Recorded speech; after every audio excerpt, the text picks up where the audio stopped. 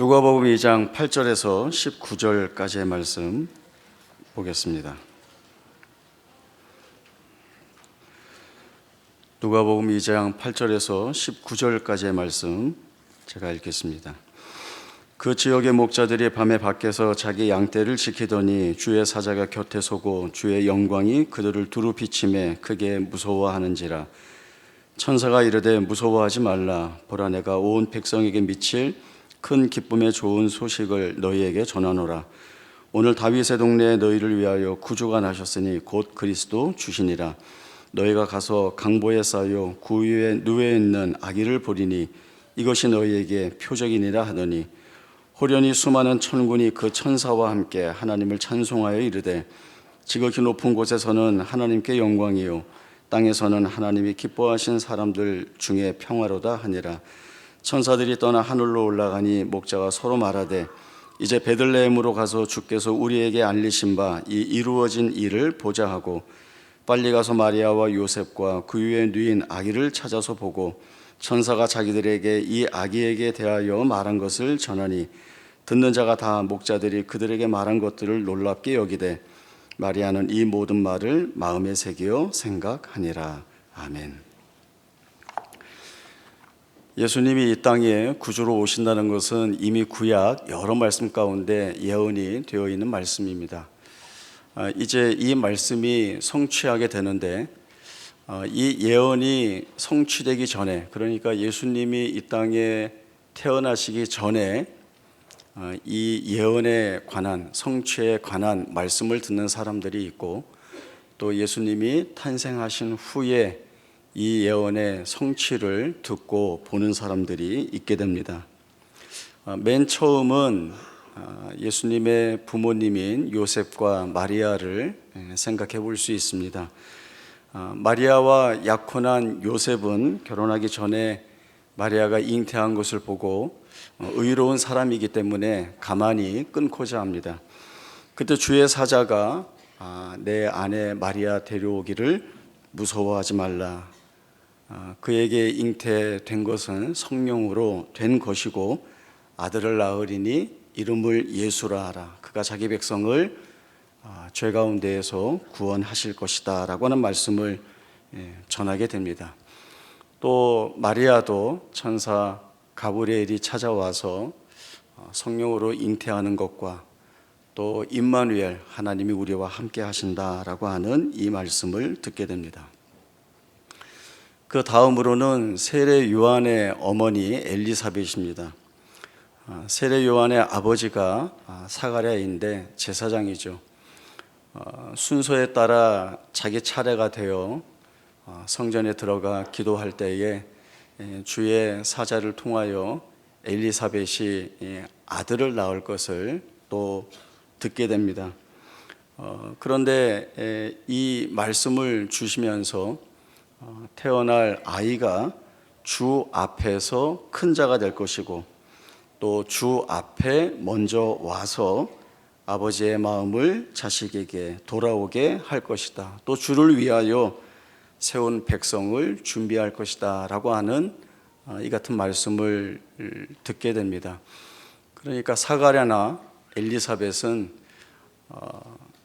자신들의 아들 요한이 태어나 이 땅에 구주에 오시는 길을 미리 예비할 자다. 더 나아가서는 이 땅에 구주가 오신다라고 하는 사실을 알게 됩니다. 그 다음은 동방박사들입니다. 이 동방박사들은 이상한 별을 하나 보고 그 징조가 기이하여 별을 따라 베들레헴까지 오게 됩니다. 온 이유는 유대인의 왕이 태어났기 때문에 경배하기 위해서 왔다라고 하는 이 분명한 사실을 드러내고, 그리고 구유에 누이신 아기 예수를 보고 보물을 내어드리고 경배하게 됩니다. 그 다음은 오늘 본문에 나왔던 양을 지키는 목자들입니다. 이 목자들이 양을 지킬 때에 천사가 나타나게 됩니다. 무서워하지 말라. 온 백성에게 미칠 큰 기쁨의 좋은 소식을 너희에게 전하겠다. 너희를 위하여 구주가 나셨다. 구유에 누인 아기를 보리니 이것이 너희에게 표적이 될 것이다 라고 하는 말씀을 듣게 됩니다.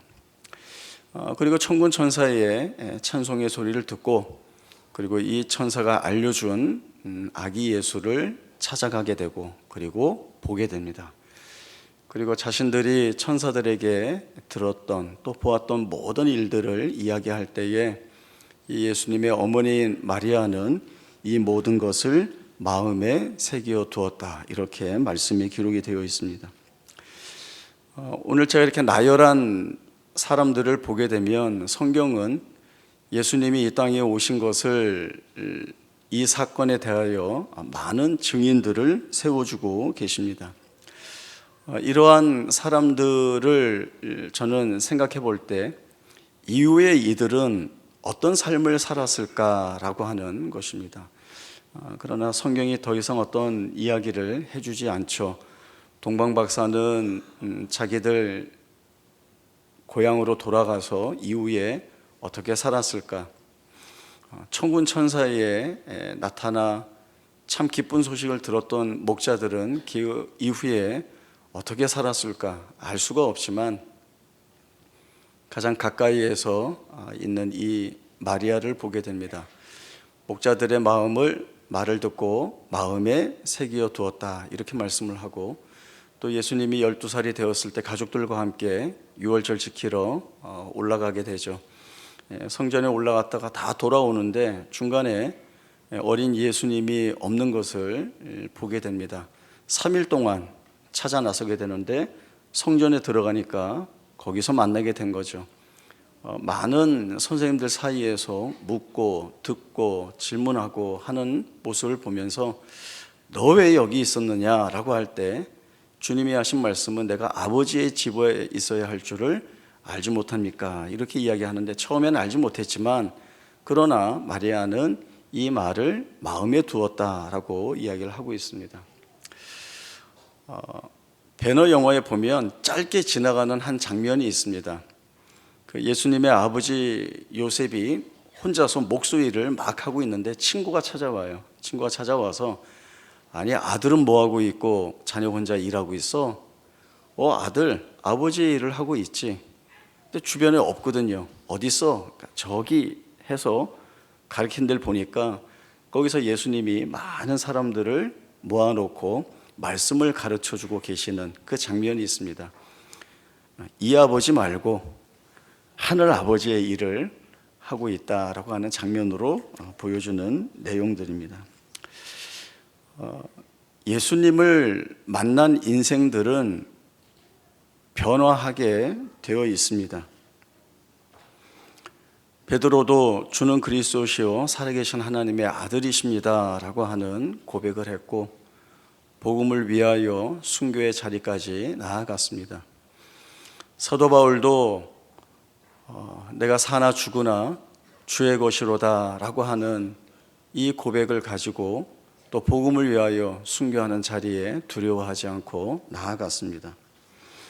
삭개오도 예수님을 만나고는 내 소유의 절반을 가난한 자들에게 주겠고 내가 만일 누구의 것을 빼앗았으면 4배로 갚겠다라고 하는 말을 합니다. 이것은 단지 내가 잘못했던 것을 후회하고 되갚아주겠다라고 하는 의미는 분명 아닙니다. 왜냐하면 주님이 이 삭개오에 대하여 오늘 구원이 이 집에 이르렀으니 이 사람도 아브라함의 자손이다 라고 하는 말씀을 주셨기 때문에 그렇습니다.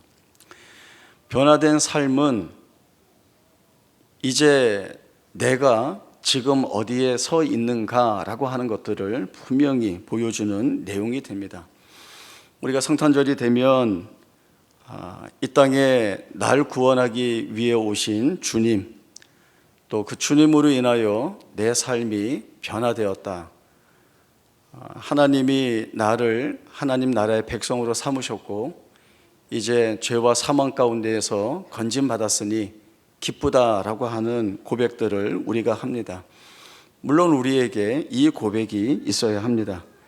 그러나 그 복되고 기쁜 고백이 나만의 고백으로 또 그 귀하신 은혜가 나만의 은혜로 머물러 있어서는 안 되고 나를 통하여서 지극히 높으신 곳에서는 하나님께 영광이요, 땅에서는 그 기뻐하심을 입은 사람들 중에 평화라고 하는 이 복된 소식을 전해야 하는 소명이, 책임이 우리에게 있다라고 하는 것을 잊지 말아야 합니다.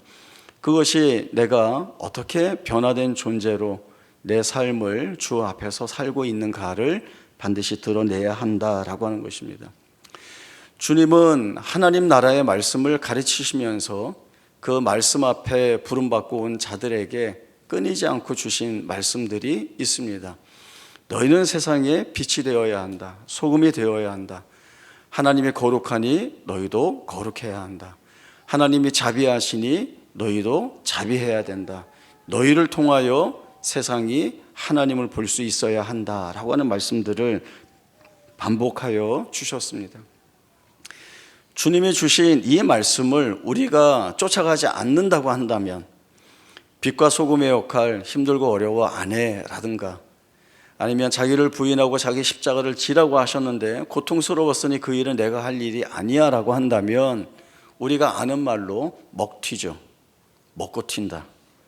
은혜는 참 많이 받았는데 그 은혜를 내 안에 가두어서 나만 누리는 것으로 내가 바꾸어 버렸다라고 하는 겁니다. 여러분, 사해바다 아시죠? 사해바다는 말 그대로 죽은 바다입니다.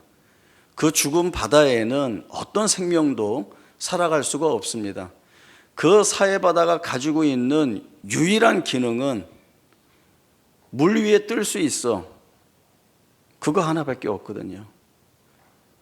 생명을 만들어낼 수 없는 바다라고 하는 것은 그 바다 자체가 죽었다라고 하는 것입니다.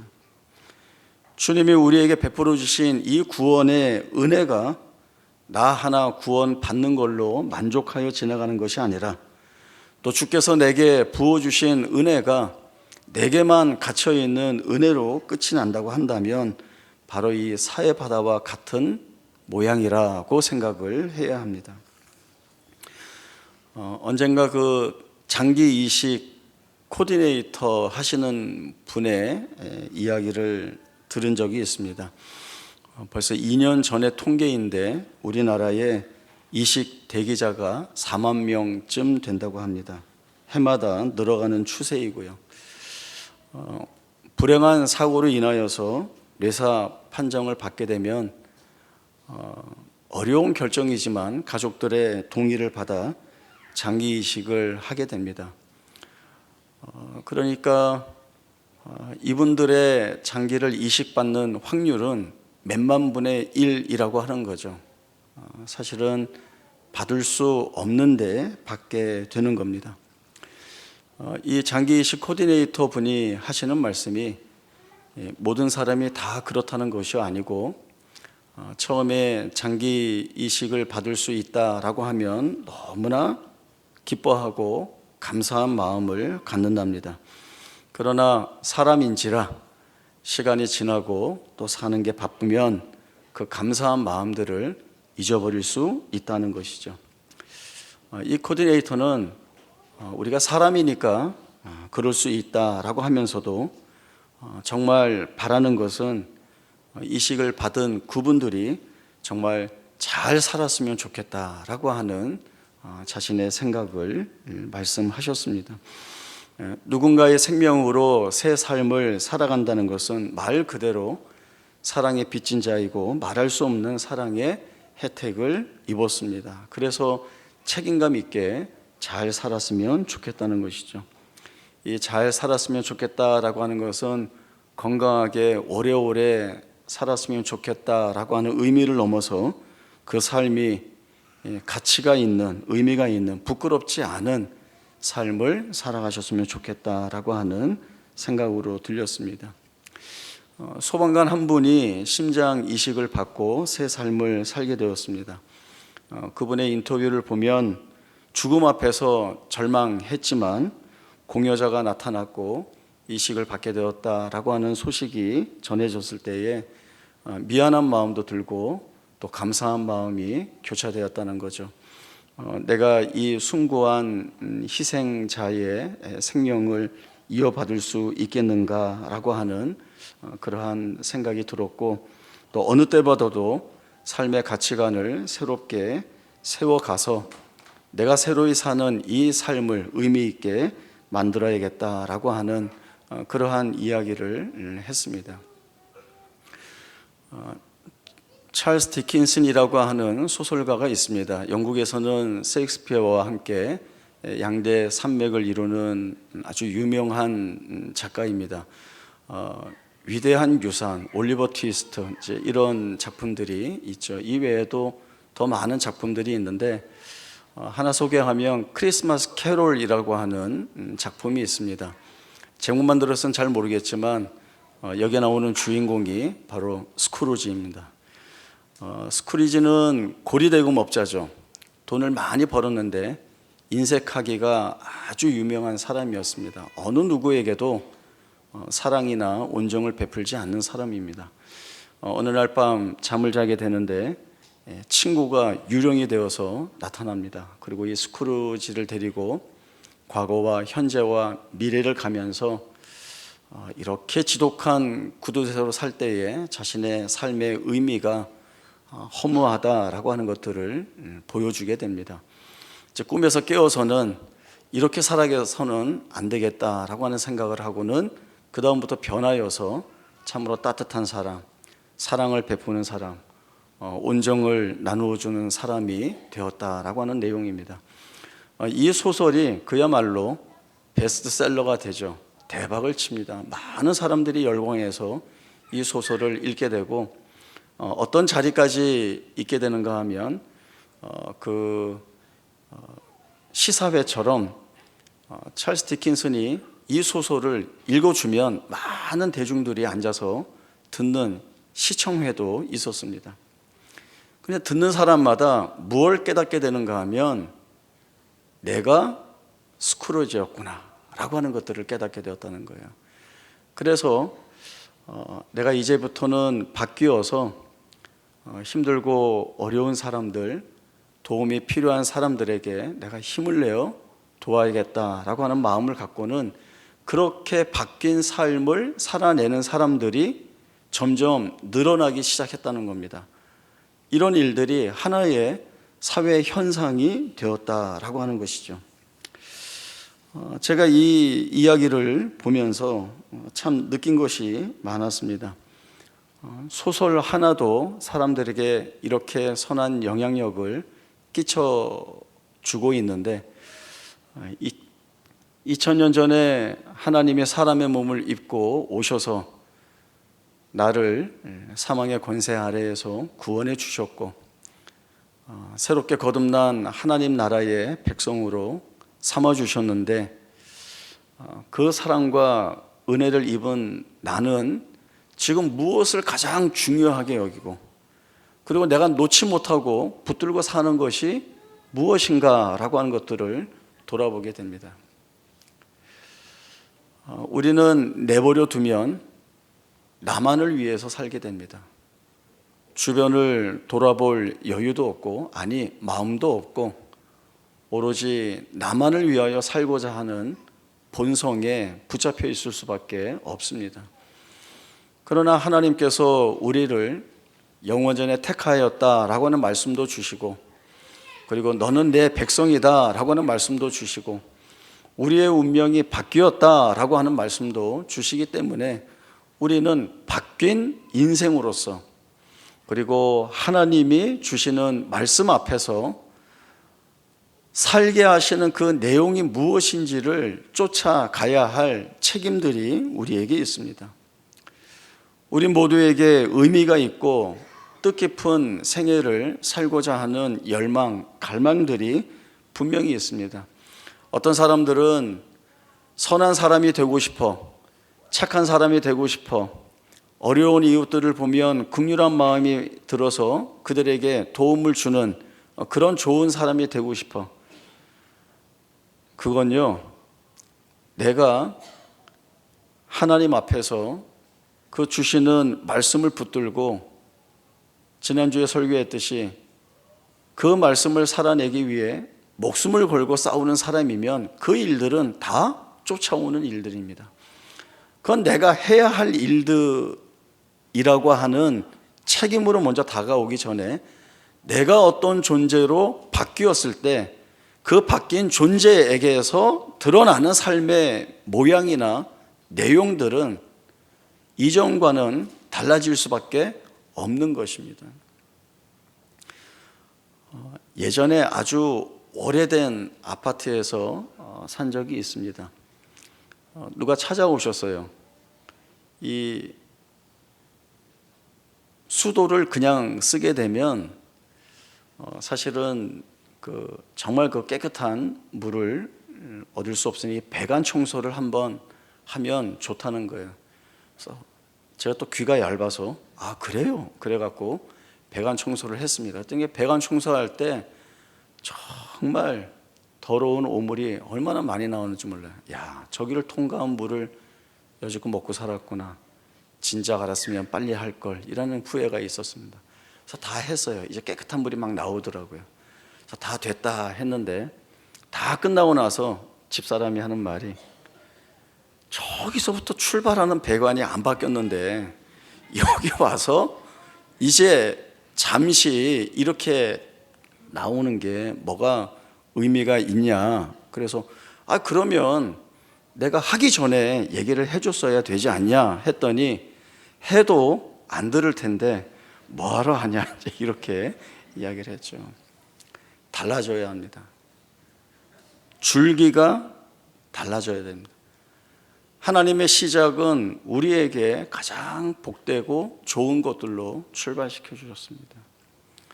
그 하나님의 사랑과 은혜가 흘러 우리에게까지 분명히 주어졌고 이제 우리에게서 그 하나님의 사랑과 은혜와 긍휼이 세상을 향하여 우리의 이웃과 형제들을 향하여 흘러가야 합니다. 하나님이 나를 통하여 드러내시는 것들은 참 좋은 것들입니다. 받는 사람들이 선물과 같다라고 하는 그 마음이 들 정도의 좋은 것들을 하나님이 우리에게 주셔서 흘러보내시는 이 일을 하고자 하십니다. 아주 막중하고 아주 중요한 책임들이 있습니다. 그래서 어떤 면에서는요, 성질 내지 말고요, 나쁜 얘기하지 말고요, 인상 쓰지 말고요, 하나님이 나를 통하여 드러내시는 것이 무엇인가라고 한 번씩만 생각을 해보면 우리의 삶은 달라질 수 있습니다. 내가 얼마나 큰 은혜 안에 몸담고 있는지, 그런 내게서 흘러가야 할 것이 무엇인지는 아주 분명하기 때문에 이 부분을 우리가 함께 두고 기도하며 나아가야 할 줄로 압니다.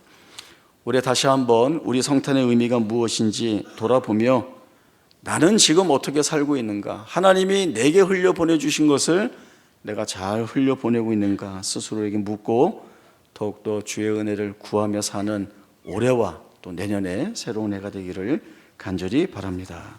기도하겠습니다. 하나님 아버지, 은혜를 감사합니다. 온 백성에게 미칠 큰 기쁨의 소식으로 이 땅에 주 예수께서 오셨습니다. 주님의 오심은 우리를 죄와 사망 가운데에서 구원해 내시는 것이고 우리의 운명을 바꾸어 하나님 나라의 복된 백성으로 주의 자녀로 살게 하시는 것들입니다.